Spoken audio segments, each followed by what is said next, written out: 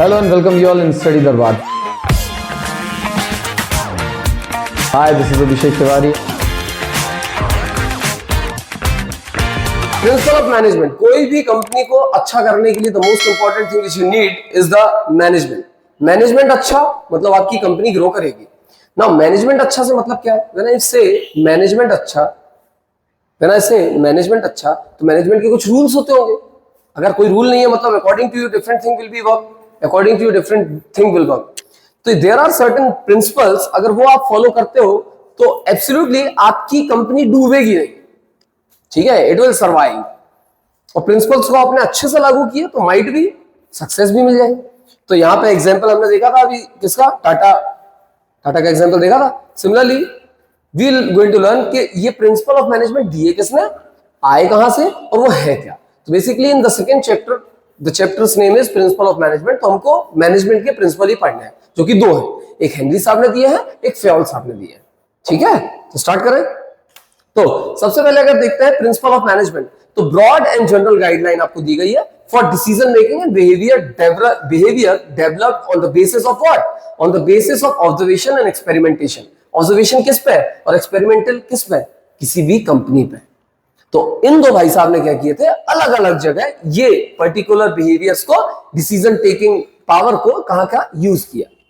तो उन्होंने फाइनली देखा personal experience of the management. तो बेसिकली मैं suppose I am a manager, तो मेरे पर्सनल एक्सपीरियंसेस क्या थे, मैंने अलग अलग चीजें किसी कंपनी में अप्लाई की and what was the result came out. ये मैंने अप्लाई किया and I get the result. Basically कोई भी प्रिंसिपल जब बनते हैं तो उसके पहले बहुत सारे ऑब्जर्वेशन, बहुत सारे एक्सपेरिमेंट होते हैं उसके बैक में. अगर एक्सपेरिमेंट और ऑब्जर्वेशन नहीं है मतलब that will not be N universal thing. Science के कोई भी लॉ पढ़ते हो, कोई भी प्रिंसिपल पढ़ते हो, तो आप उसमें क्या पढ़ते हैं, मोस्ट इंपॉर्टेंट थिंग कि उसके कितने बार और कहां ऑब्जर्वेशन या कितने कहीं बार एक्सपेरिमेंट्स हुए.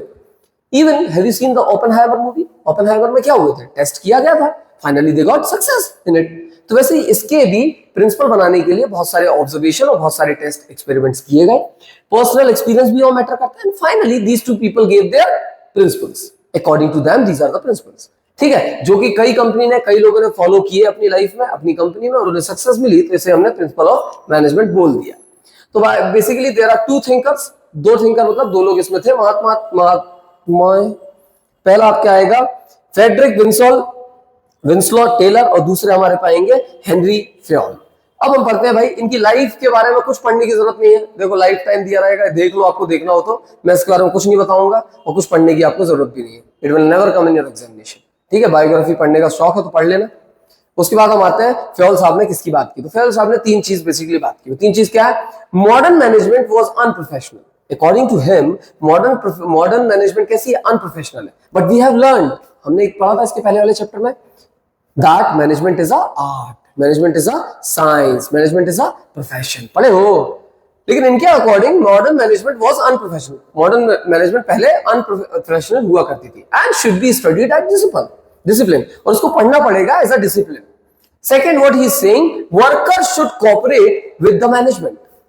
There would be no need of trade union. मतलब इन्होंने क्या बोला, वर्कर्स को किसके साथ काम करना पड़ेगा, वर्कर्स को कोऑपरेट करना पड़ेगा मैनेजमेंट के साथ. यहाँ पे कोई भी ट्रेड यूनियन नहीं होनी चाहिए. ट्रेड यूनियन का मतलब समझते हो क्या होता है? पहले के समय में हैव यू सीन, आपने एक बहुत फेमस नाम सुना होगा, बाल ठाकरे साहब. सुने हो? बाल ठाकरे इतने ज्यादा फेमस है, कभी इनके बारे में प्रीवियस हिस्ट्री के बारे में अगर आप पढ़ेंगे initially, he was the union head. Trade union जो हुआ करती थी उसका हेड था. मतलब कंपनीज में बहुत सारी यूनियन होती थी, जो वर्कर काम करते हैं ना, उनका एक ग्रुप बनता था. उस ग्रुप का एक लीडर हुआ करता था. उस लीडर की बहुत ज्यादा क्या होती थी, अप्रोच होती थी. उसकी हर बात मानते थे उनके यूनियन के मेंबर्स. ठीक है, तो यही लोग जब बहुत ज्यादा, भाई what do you mean by political party? Political party का लीडर भी एक यूनियन का लीडर ही है. अगर हम डायरेक्टली देखें तो जितने भी ये यूनियन के लीडर उस समय हुआ करते थे, अब यूनियन अब तो खत्म हो गई, लेकिन पहले जो यूनियन इतनी सारी होती थी, उनके जो लीडर होते थे बाद में यही आपको किसमें देखते थे, पॉलिटिकल पार्टीज में, and leading the political party. उनको पता होता है कैसे मुझे इतने सारे लोगों को टैकल करना है, कैसे मैं उनकी बात अपने पास लाऊं और उन सबकी बात ऊपर तक पहुंचाऊं. That's what political party members do. ये चीज करता है ना, तो यही चीज है. तो इन्होंने क्या बोला, ट्रेड यूनियन की जरूरत नहीं है. रेदर क्या होना चाहिए, वर्कर को कोऑपरेट करना चाहिए. किसके साथ? मैनेजमेंट के साथ. तभी आपकी कंपनी ग्रो करेगी. Next they are saying partnership between a trained and qualified management and a cooperative and innovative workforce. इन्होंने क्या बोला तीसरी चीज कि हमेशा पार्टनरशिप किनके बीच में होनी चाहिए, दो लोग, ट्रेन्ड मैनेजमेंट, ट्रेन्ड और क्वालिफाइड मैनेजमेंट या मैनेजर जो ऊपर बैठा है जिसको सब चीजें पता है, और दूसरे कौन, कोऑपरेटिव एंड इनोवेटिव वर्कफोर्स जो उसके अंदर कोऑपरेट करे काम के लिए और इनोवेटिव आइडियाज सामने लेके आए। ये दो चीज का मिलन होगा तो ऑब्वियसली आपकी कंपनी बहुत अच्छे से रन होगी। This is what who said, Taylor साहब। तो टेलर साहब कंट्रीब्यूशन क्या था बेटा, scientific principle and scientific technique. मतलब इनकी बेसिकली जो अप्रोच थी दैट वाज प्योरली साइंटिफिक। कैसी अप्रोच थी, प्योरली साइंटिफिक। तो Taylor's contribution was based on the scientific principle and scientific techniques. Scientific management discarding the traditional approaches to management and adopting newer and more scientific approaches. Scientific approach जब भी word आता है science, science का मतलब क्या है, which has been tested and verified, जिनको test भी किया है और वेरीफाई भी है उसे हम साइंटिफिक अप्रोच कहेंगे। ठीक है, so principle of scientific management जब भी हम इसमें पढ़ेंगे तो देयर आर फोर थिंग्स। सबसे पहले science not a rule of thumb. Science क्या है, रूल ऑफ थंब नहीं है। Science can be changed according to your behavior, according to the nature, according to the test, according to the condition. Next बोल रहा है harmony not discord. Next बोल रहा है cooperation not individualism. Next बोल रहा है development of each and every person to their greatest efficiency and prosperity. एक एक करके हम इनको समझ लेते हैं क्या बोलना चाह रहा है। How the employees should be promoted. Employee को promote कैसे करना चाहिए, seniority basis पे या performance basis पे। तो basically thumb rule क्या है, सीनियरिटी बेसिस। और मुझे एक चीज बता यार, I am new in the school, मैं स्कूल में नया आया, ठीक है, मैंने एक स्कूल में एज अ टीचर ज्वाइन किया, तो भाई मुझे प्रिंसिपल या वाइस प्रिंसिपल तक पहुंचने के लिए अगर मैं उसी पर्टिकुलर कंपनी में कितना समय लगेगा, दे हैव द लिमिटेशन। 5 साल बाद मैं हेड ऑफ द डिपार्टमेंट बनूंगा, 10 साल बाद मैं वाइस प्रिंसिपल तक पहुंच गया या कोऑर्डिनेटर बन गया, 15 साल में क्या बनूंगा, वाइस प्रिंसिपल बनूंगा। जब मैं 20 साल काम कर लूंगा तो I can be the principal. जी क्या है, ये थंब रूल है कि ऐसा होगा। लेकिन अगर मैं क्या बात करूं performance based, within 1 year I have shown my calibre. मेरे स्टूडेंट को मैंने देखा, मेरे जो चेयरपर्सन ऑफ द स्कूल और the principal of the school, they have seen a rigorous project performance of my student. Student का result suddenly बहुत drastically बहुत ज्यादा बढ़ गया, बहुत अच्छे से बढ़ गया। The way I am teaching is much more better than those teachers जो 5-10 साल से पढ़ा रहे हैं। तो ऑब्वियस सी बात है, I should be promoted on the basis of my talent, not on the basis of the year I have served in that particular institute. उस इंस्टीट्यूट में मैंने कितने साल काम किया है वो मैटर नहीं करता। मैटर क्या करेगा बेटा, कि मैं काम कैसा कर रहा हूं effectively. That's a scientific management tells about, मतलब it is based on the performance. समझ आ रहा है? तो मेरे को 1 साल बाद might be they can make me the HOD of that particular subject. I can teach other teachers कि कैसे पढ़ाना है, आई कैन हैंडल देम, फिर मैं और अच्छा काम करूंगा, suddenly I can be the coordinator, I can be the vice principal, or within 5 to 7 years I can be the principal of the school. Who knows? ये scientific approach है। समझ आ रहा है? तो this is nothing but scientific management. ये होता है प्रमोशन का तरीका। 2 तरीके से मैंने आपको समझा दिया, थंब रूल क्या है, साइंटिफिक मैनेजमेंट क्या है। तो बेसिकली जब फ्योल साहब, टेलर साहब की बात करेंगे तो उनका इससे कोई मतलब नहीं thumb rule. They want the revolution. Revolution कब होता है, जब साइंस आती है। ठीक है, तो basically when we run science not thumb of rule, तो what he said, it involve investigation of traditional method through work study. इन्होंने क्या बोला, ट्रेडिशनल मेथड जो हुआ करते थे उनको हम वर्क स्टडी करेंगे, उनको हम पढ़ेंगे, समझेंगे क्या हमने अप्लाई किया और क्या उससे आउटपुट निकला, एंड एक्सपेरिमेंट्स, बहुत सारे नए नए उसमें एक्सपेरिमेंट करेंगे, and finally and develop one best method to maximise efficiency.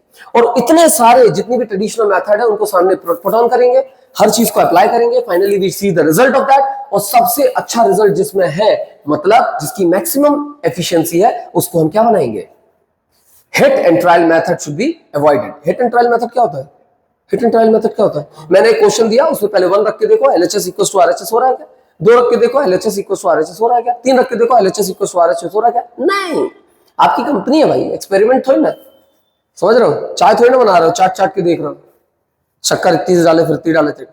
एक थंब रूल बनाओ, ठीक है। तो एक रूल कैसे बनेगा, जब आपने बहुत सारे एक्सपेरिमेंट किए हो और आपको पता है जब भी आपने 2 कप पानी डाला है, 1 कप दूध डाला है, तो उसमें 1 कप चम्मच डाल, 1 कप शक्कर डालनी, ये बन गया साइंस, साइंटिफिकली टेस्टेड वेरीफाइड।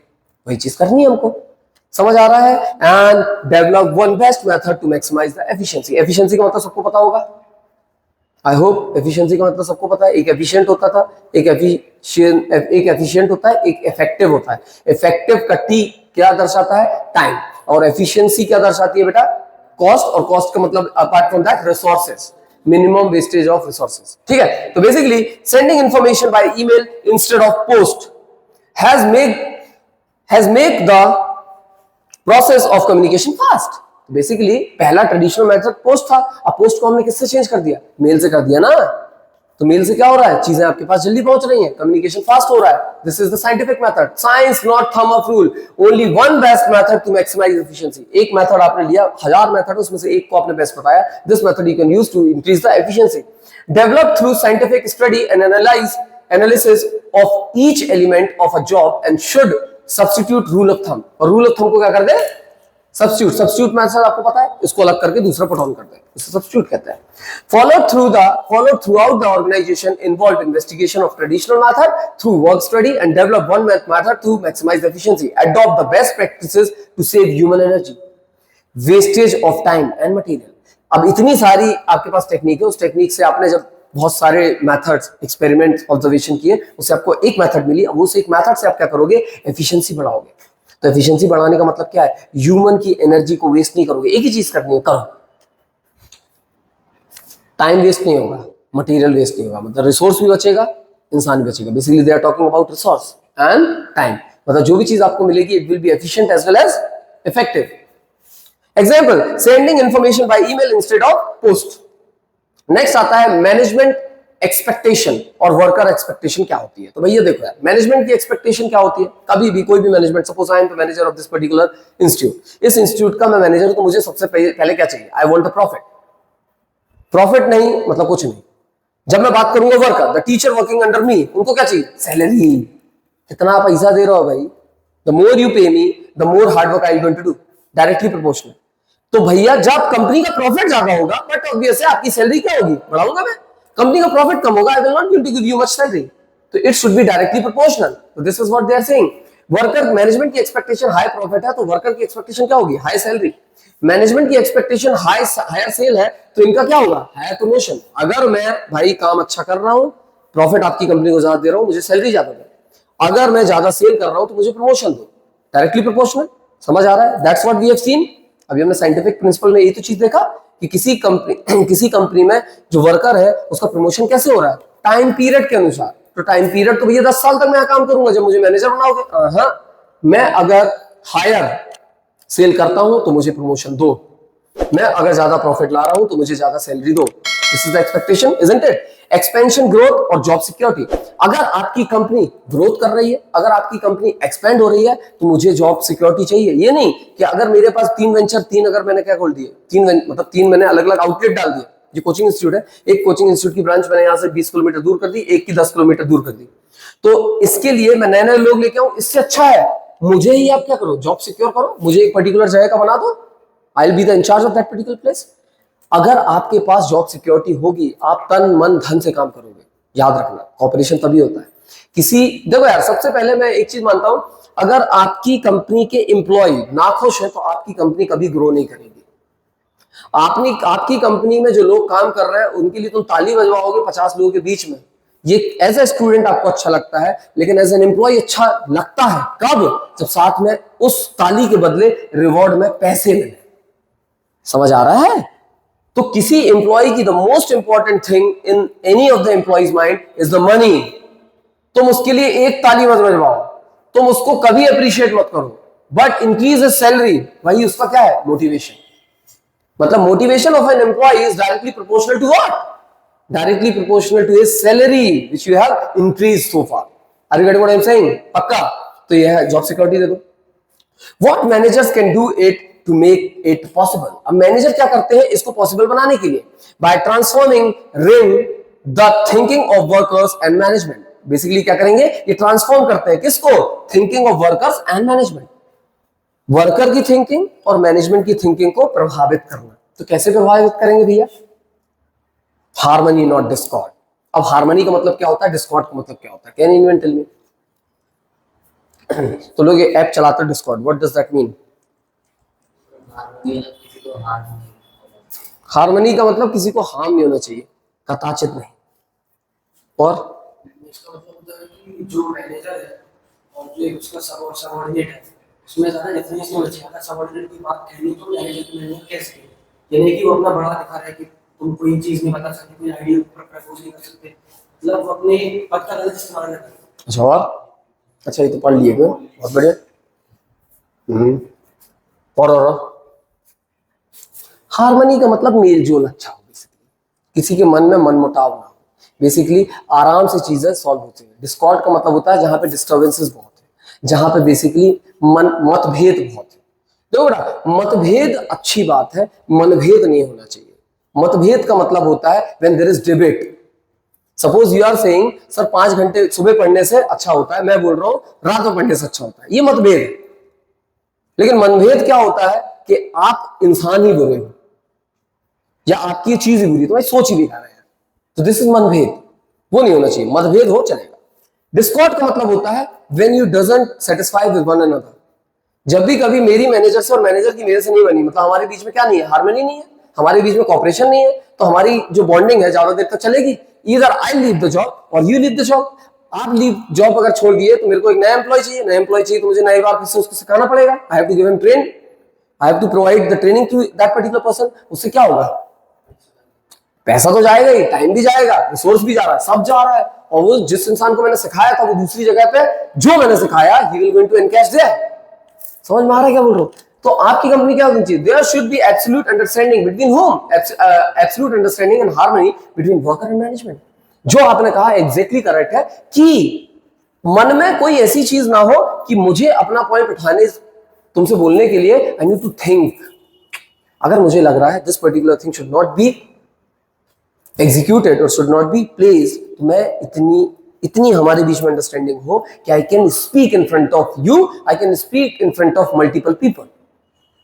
समझ आ रहा है? तो इसमें हर्ट नहीं होना चाहिए the sentiment of the management और the sentiments of the worker. मतलब आप दिल खोल के अपनी बात सामने पुट ऑन कर लो। Whatever problem you are facing you can put in front of the manager, that's it. Management should share the gains of the company if any with the workers. भाई ये सबसे अच्छी चीज है कि आज मैं बोलूं, देखो हमेशा आपको बोलना सैलरी क्यों नहीं बढ़ा रहा है, क्योंकि भाई हमारे यहाँ एडमिशन नहीं हो रहा है, हमारा एडमिशन नहीं। यार टीचर को देख रहा है ना कि एडमिशन हो रहा है दादा, तो तुम उससे छुपा क्या रहे हो? डायरेक्टली से इट नो। अगर आप सैलरी किसी कारण से नहीं बढ़ा पा रहे हो, डायरेक्टली से इट दैट एडमिशन बढ़े ना, appreciate you all for this, ये हमारा बहुत अच्छी चीज है। But at the same time I have to increase the funding in this thing.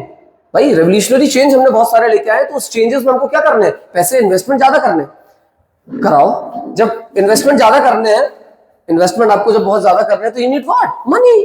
तो भाई इस साल मैं आपको नहीं दे पा रहा हूं, next year sure I going to increase your salary. इसमें क्या होता है, इसमें ट्रांसपेरेंसी बढ़ती है, हार्मनी बढ़ेगी, डिस्कॉर्ड नहीं होगा, मन में आपके मनभेद नहीं होगा। यार मैनेजर कैसे है, they are doing this thing with us. Grow कर रही है कंपनी, लेकिन हमारे पैसे बढ़ाने की बात आती है तो रोने लगता है। नहीं यार, say it upfront, सामने पुट ऑन करो, whatever thing happen, ठीक है? So we have seen in return workers should work hard. भाई अगर उनको तुम सच्चाई बता दोगे तो वर्कर अच्छे से काम करेंगे। तो बेसिकली क्या होता है, policy of give and take, whatever you give you will take the same। तुम इज्जत दोगे वर्कर को, तुम इज्जत मिलेगी।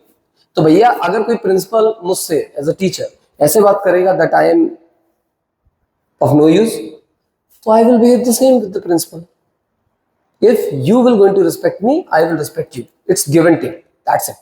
Suppose I am doing something wrong, you have full right to speak, but if I have done something right, you have to appreciate, no, because I want that मतलब it's like मुझे चाहिए, it's like दोगे तो मुझे अच्छा लगेगा, और जब मुझे अच्छा लगेगा I will happily work there।